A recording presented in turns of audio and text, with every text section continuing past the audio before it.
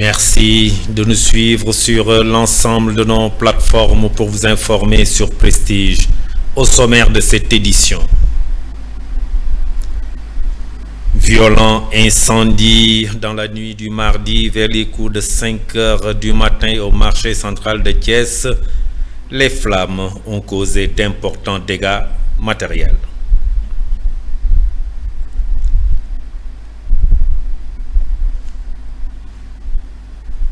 Gamou annuel de Pire, la 122e édition se prépare activement. Un comité régional de développement s'est tenu à cet effet.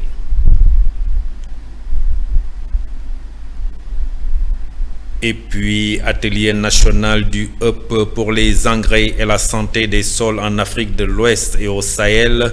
Cet atelier s'est tenu à Dakar et fait suite au lancement technique du HUP régional pour les engrais et la santé des sols en Afrique de l'Ouest et au Sahel. La page de l'actualité nationale avant celle de l'actualité internationale et la page des sports viendra boucler ce journal. Dans un court instant, le développement.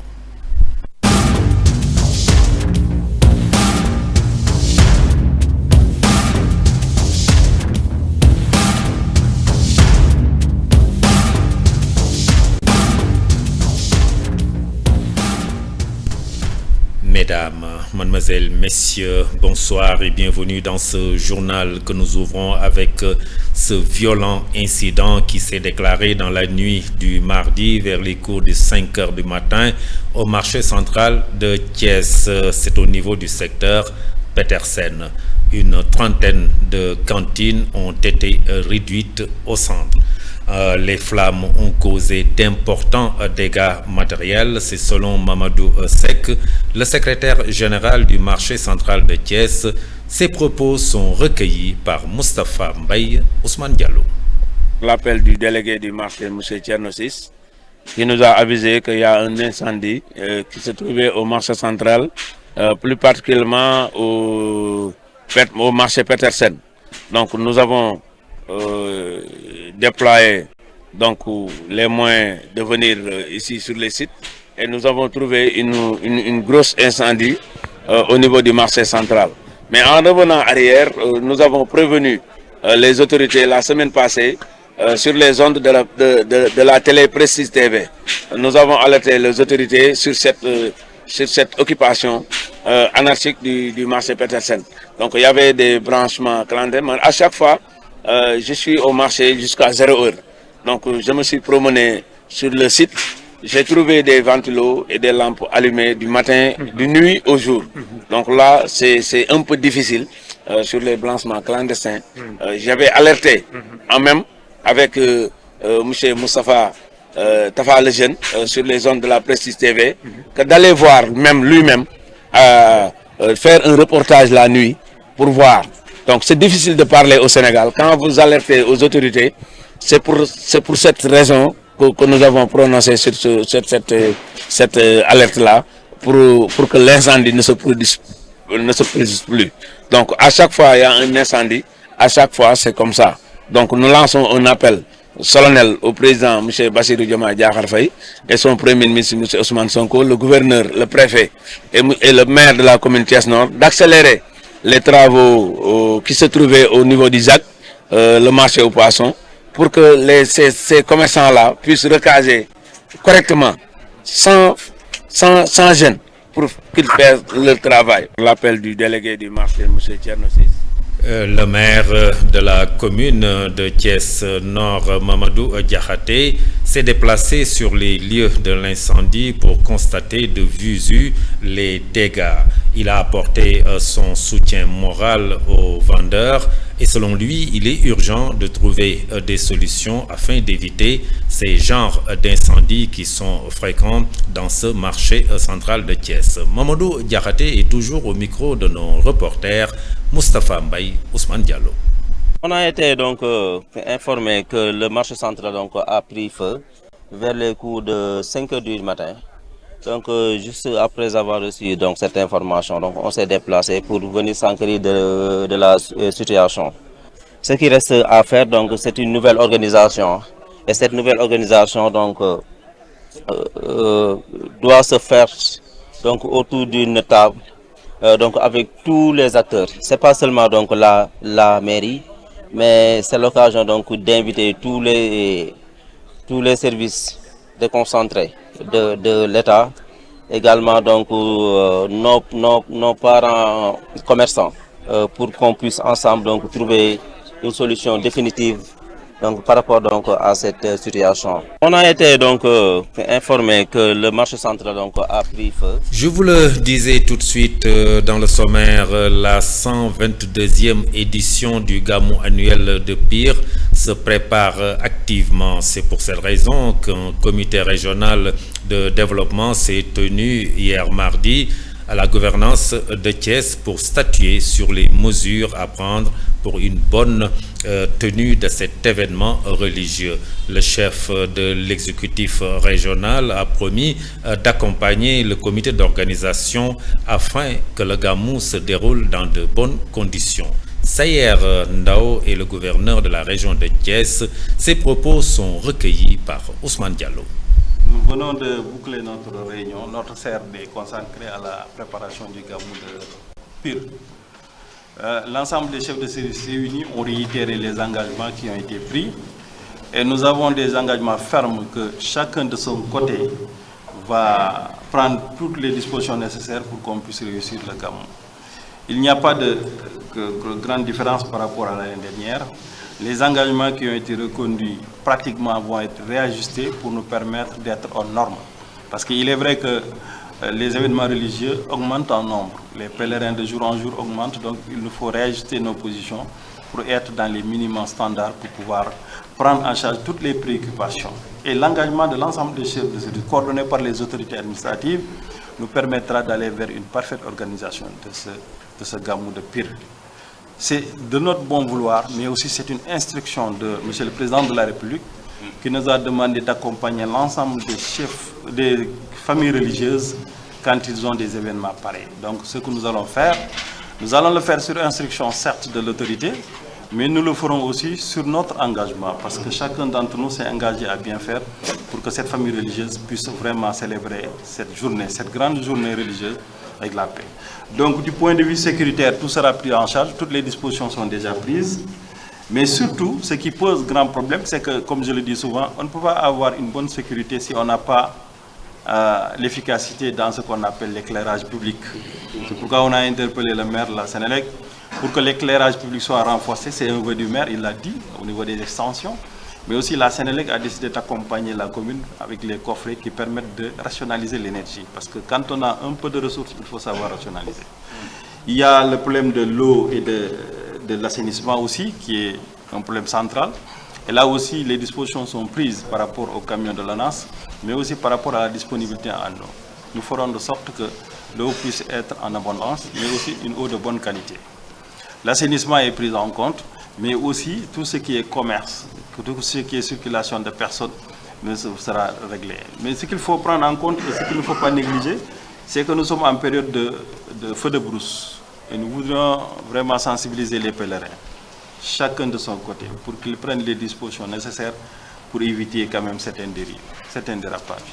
Comment utiliser ce qu'on appelle les feux, comment utiliser les bonbons de gaz. Tout cela contribue à renforcer la sécurité civile des populations. Nous en appelons à la conscience et la bonne conscience de tous les pèlerins. Mais aussi, il faudrait que la famille nous accompagne dans cette dynamique d'action pour que la sensibilisation puisse porter. Nous venons de... Et puis, un atelier national du HUP pour les engrais et la santé des sols en Afrique de l'Ouest et au Sahel s'est ouvert à Dakar hier mardi. Cette rencontre fait suite au lancement technique du HUP régional pour les engrais et la santé des sols en Afrique de l'Ouest et au Sahel qui s'est déroulé du 27 au 28 juin passé à Ibadan au Nigeria. Les acteurs qui ont pris part à cet atelier ont exprimé leur satisfaction. Suivons leurs propos. À l'échelle nationale, mais aussi à l'échelle régionale. Donc, il faudra se mettre ensemble, travailler ensemble, utiliser les compétences, les synergies, les ressources pour pouvoir tirer le maximum de ce sol, produire plus et mieux et nourrir mieux notre population. On travaille avec les institutions. Toutes ces institutions sont des institutions internationalement reconnues dans différents domaines, dans l'agronomie, dans la science des sols, dans la formation. Et ces compétences seront mises à la disposition des acteurs nationaux qui ont aussi des investissements qui se font déjà au Sénégal. On vient apporter notre contribution, non seulement en termes techniques, en termes d'accompagnement technique, mais aussi en termes financiers. Et donc, travailler collectivement, parce que le challenge est tellement grand qu'un seul pays ne peut pas le faire. Va nous permettre de développer une synergie entre tous les acteurs de la recherche fondamentale, la recherche développement, les acteurs qui sont dans le domaine des engrais, et développer un partenariat public-privé autour de cette gestion de la fertilité des sols et de la santé des sols. Et insister aussi sur l'importance de ce hub qui va permettre aux services techniques, les services de recherche au Sénégal, de mettre à la disposition des producteurs des technologies qui sont avérées. L'importance de ce hub en ce qui concerne la santé des sols montre que en fait ce hub est dans la trajectoire même de la vision 2050 du président de la République, de son Premier ministre, mais aussi du ministre de l'Agriculture. À l'échelle nationale, mais aussi à l'échelle régionale. Donc,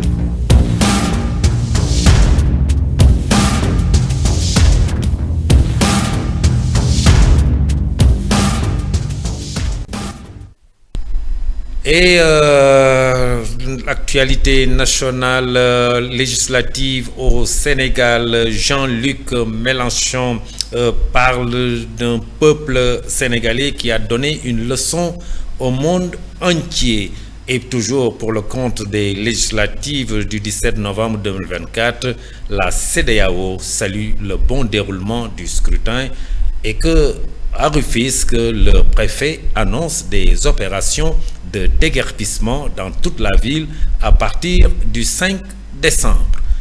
Mambiram Sissegaï.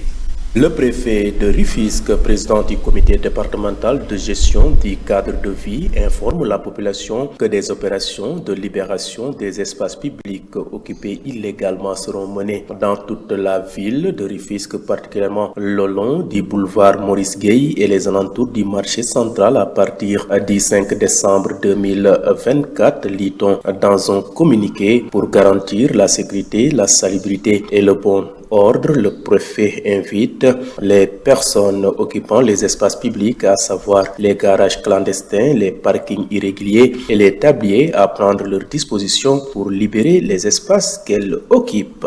Après les élections législatives du 17 novembre passé, la CEDEAO, via un communiqué de presse, a salué le bon déroulement du vote dans l'ensemble du pays. Après quelques observations faites dans les centres et bureaux, la CEDEAO a conclu ceci: la mission conjointe salue le sens élevé du patriotisme et le comportement pacifique dont ont fait preuve les parties prenantes et les électeurs tout au long du processus. La mission félicite les autorités et les organes de gestion des élections pour l'efficacité de leur conduite et de leur coordination qui ont permis le bon déroulement des opérations de vote le jour du scrutin. Terminons par Jean-Luc Mélenchon, un proche de Ousmane Sonko qu'il avait déjà invité au Sénégal. Jean-Luc Mélenchon a réagi aux élections législatives sénégalaises qui a vu une large victoire de PASTEF. L'homme politique français et leader des Insoumis a félicité le parti au pouvoir pour sa victoire, mais également le peuple sénégalais. Très large victoire du PASTEF pour les législatives au Sénégal. Chaleureuse félicitations au peuple sénégalais qui n'a écouté que lui-même et a donné une leçon de liberté au monde entier. En avant pour la nouvelle étape de la révolution citoyenne au Sénégal, a écrit Mélenchon sur sa page X, ancienne Twitter. Le président.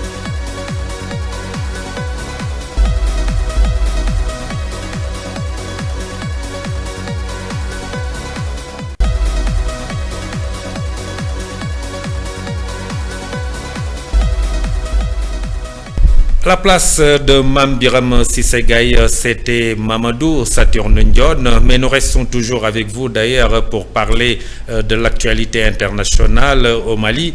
Nous parlons de la stratégie risquée de Choguel Maïga pour sauver son avenir politique et que 4 soldats de l'armée libanaise sont tués dans des frappes israéliennes dans le sud. Mamadou Saturne Ndione. L'armée libanaise a annoncé ce mercredi 20 novembre la mort d'un militaire dans une attaque israélienne dans le sud du Liban au lendemain d'une frappe sur une de ses positions dans laquelle 3 soldats ont été tués. 8 autres personnes ont été blessées dans cette frappe, notamment des civils qui se trouvaient à proximité selon le ministère de la Santé. Ces frappes interviennent alors que de violents combats opposent le Hezbollah pro-iranien à l'armée israélienne dans des secteurs frontalier du Sud où elle a lancé une offensive terrestre le 30 septembre dernier. Quittons le Moyen-Orient pour l'Afrique de l'Est. L'opposant Abdirahman Mohamed Abdullahi, dit héros du parti Wadani, remporte l'élection présidentielle au Somaliland avec 63% selon la commission électorale. Les électeurs de ce territoire autoproclamé indépendant de la Somalie depuis 1991 ont fait le choix du changement après 2 années de crise. Le nouveau président élu, un ancien ambassadeur en Finlande et en URSS, cette expérience de diplomate pourrait lui être utile. À 68 ans, le chef du parti Wadani aura fort à faire pour honorer sa promesse de campagne, apaiser et réunifier le Somaliland. Bouclons ce rapide survol de l'actualité internationale en Afrique de l'Ouest. Les propos virulents tenus par le Premier ministre malien de transition pendant le week-end continuent de susciter des réactions et interrogent une fois encore sur son avenir politique. Choguel Maïga a critiqué les militaires au pouvoir, notamment le report des élections présenté comme une décision dangereuse et unilatérale. Les militaires au pouvoir n'ont pas réagi, mais les organisations qui les soutiennent exigent son départ de la primature. Le Premier ministre de transition n'est pas un novice et sa stratégie, quoique risquée, ne facilite pas la tâche des militaires au pouvoir. L'armée libanaise.